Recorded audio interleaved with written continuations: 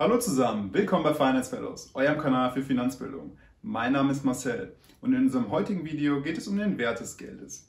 Um den Wert des Geldes besser verstehen zu können, ist es hilfreich, die Erklärungen entlang der unterschiedlichen Erscheinungsformen des Geldes zu führen.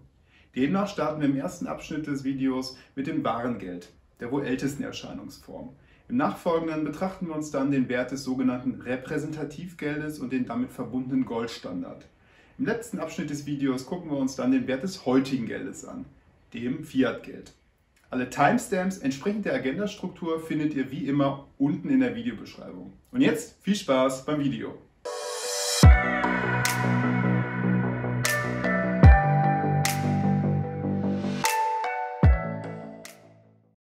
Entsprechend der zeitlichen Entwicklung des Geldes gibt es grundsätzlich drei unterschiedliche Erscheinungs- und gleichzeitig auch Wertformen. Nämlich das Warengeld, das Repräsentativgeld und das Fiat-Geld.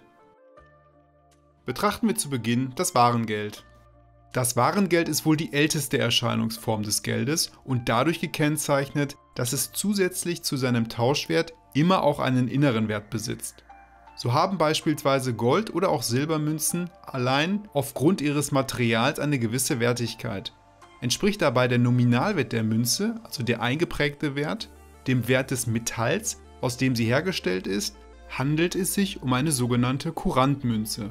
Es muss aber nicht immer die Goldmünze sein. Auch andere Edelmetalle, Salze, Muscheln, Getreide oder Produkte dienten in der Vergangenheit als Warengeld. Entscheidend hierbei ist immer, dass sich der Wert des Geldes aus dem Material ableiten lässt und dieser auch durch die handelnden Personen akzeptiert wird. Mit den zunehmenden Handelsaktivitäten im Verlauf der Menschheitsgeschichte offenbarten sich jedoch viele Einschränkungen des klassischen Warengeldes. So waren beispielsweise Edelmetalle in großen Mengen für die Herstellung des Münzgeldes beispielsweise schwer zu gewinnen und als endliche Ressource ohnehin begrenzt. Darüber hinaus gestaltete sich der Transport größerer Gold- und Edelmetallmünzen insbesondere über Ländergrenzen hinweg als schwierig und nicht gerade sicher. Naturprodukte hingegen, wie beispielsweise Muscheln oder auch Getreide, waren entweder schwierig zu teilen oder nicht wirklich lange haltbar. Das alles führte dann unter anderem zu der Erfindung der Banknote und der sogenannten Scheidemünze. Scheidemünzen als Gegenstück zu Kurantmünzen sind dadurch gekennzeichnet, dass ihr Nominalwert deutlich über dem der enthaltenen Metalle liegt. So bestehen heutige Münzen nicht mehr aus Gold oder Silber, sondern aus günstigeren Rohstoffen wie beispielsweise Eisen oder Kupfer. Banknoten aus Papier und Scheidemünzen ermöglichten fortan eine wesentlich einfachere Geldschaffung, als das bei den meisten Warengeldvarianten noch der Fall war. Damit einhergehend stieg jedoch auch die Gefahr, dass zu viel Geld hergestellt wird und sich somit das Inflationsrisiko erhöht. Um diese Risiken einzudämmen, wurde das Repräsentativgeld eingeführt. Dabei bedeutet Repräsentativgeld grundsätzlich nichts anderes, als dass der Wert des zu handelnden Geldes durch etwas anderes dargestellt, repräsentiert wird. Wird das Geld oder eine Währung zum Beispiel durch Gold abgesichert, spricht man auch vom sogenannten Goldstandard, einem der wohl bekanntesten Systeme zur Währungssicherung. Da Banknoten und Münzen an sich kaum noch einen inneren Wert besitzen, definiert sich der Wert oder Preis des Geldes durch eine gewisse Menge Gold, die ihm hinterlegt ist. Damit der Goldstandard funktionieren kann, muss der Herausgeber des Geldes, nämlich die Notenbank, garantieren, dass bei der Rückgabe des Geldes entsprechend dem Wechselkurs Gold ausgegeben wird. Es kann also grundsätzlich nur so viel Geld hergestellt und in Umlauf gebracht werden, wie sich Gold in den Tresoren der Notenbank befinden. Ein wesentlicher Vorteil des Repräsentativgeldes mit Golddeckung besteht somit darin, dass es einen effektiven Schutz gegen Inflation bietet, da die Geldmenge durch die Notenbank nicht beliebig erhöht werden kann. Die feste Bindung an das Gold und somit die strikte Begrenzung der Geldmenge kann jedoch auch als Nachteil betrachtet werden, da es das wirtschaftliche Wachstum dahingehend bremsen kann, indem groß angelegte und kreditbasierte Wachstumsinvestitionen aufgrund der limitierten Geldmenge nicht durchgeführt werden können. Darüber hinaus wirkt sich die geldpolitische Inflexibilität insbesondere in wirtschaftlichen Krisenzeiten negativ aus, da es den Staaten nicht möglich ist, Krisen mit einer zum Beispiel expansiven Geldpolitik entgegenzuwirken. Einige Wirtschaftshistoriker führen diese Inflexibilität als einen wesentlichen Grund für die starke und auch langwierige Weltwirtschaftskrise der 30er Jahre auf. Nicht zuletzt haben die genannten Nachteile dazu geführt, dass die letzte Art des Goldstandards 1971 durch die USA und dem sogenannten Nixon-Schock aufgehoben wurde.